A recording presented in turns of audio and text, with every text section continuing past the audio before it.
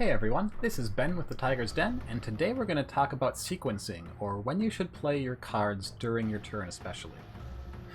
Back in the day when I was learning Magic, I kind of thought to myself, okay, I can play one land per turn, so I'm going to start with my land, and then I'm going to play whatever creatures I'm going to play this turn, or, artifacts or enchantments, and I'm going to go to combat, and then I'm going to pass to you.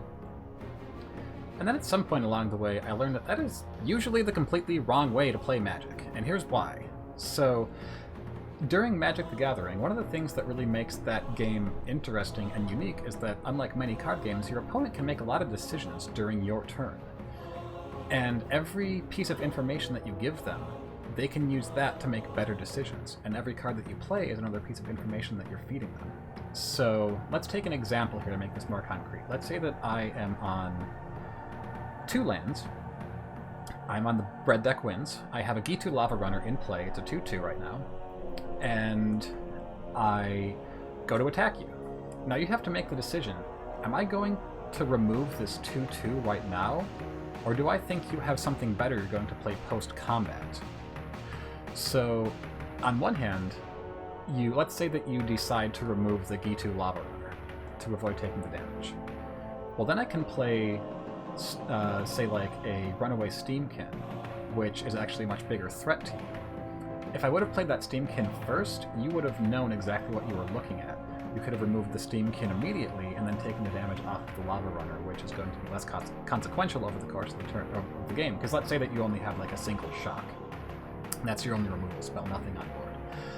So by withholding that information, I make you make that decision during combat when you have no idea what I'm doing that turn. Maybe I'm only holding a Vyashino Pyromancer, and I play that after combat.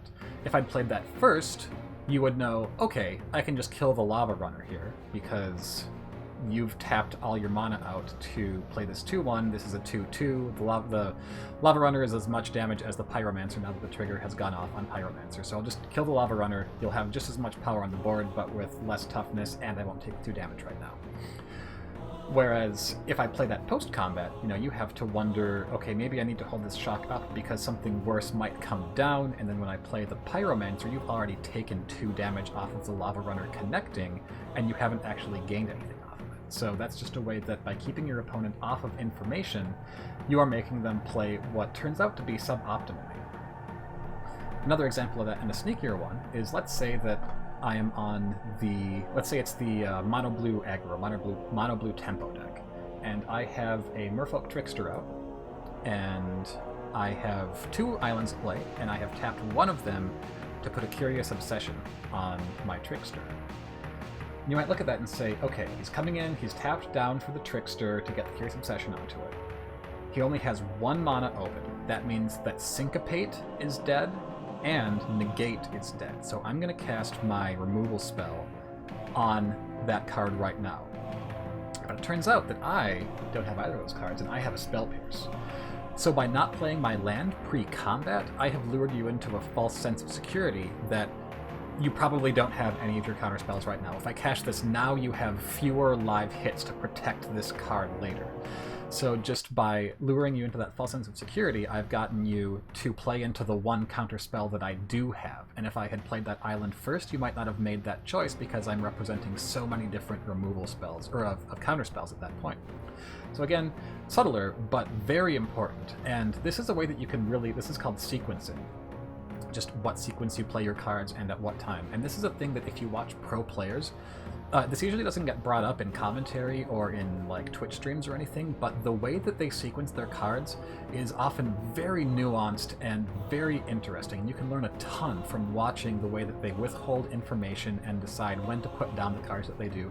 And of course, sometimes you do want to play your things pre-combat. If you're goading your opponent into double blocking something and you need to cast down, put down that extra land so that you can cast down during combat and blow them out. Absolutely. It's not always right to play everything post-combat, but that's one of those things that you can see when you're watching these pro streamers and pro players is, oh, if they would have played this card here, then maybe opponent would have done this differently, but because they didn't, then they got this advantage and they got them, and that's what turned the game.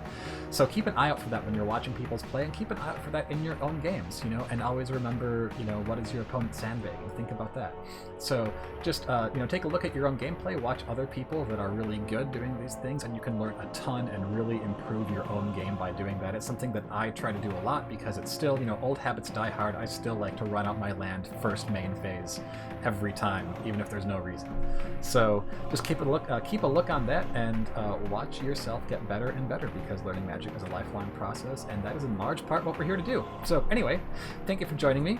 If you liked the video, give us a like, subscribe, comment. If you didn't like it, let us know what we can do better. Give us a thumbs down, whatever. You know, we always like to know what we can do to improve. So thank you very much for joining me. This has been Ben with the Tiger's Den. We're going to be back with regular Magic and other video game content in the near future, so stay tuned for that, and we'll see you then. Thanks. Bye-bye.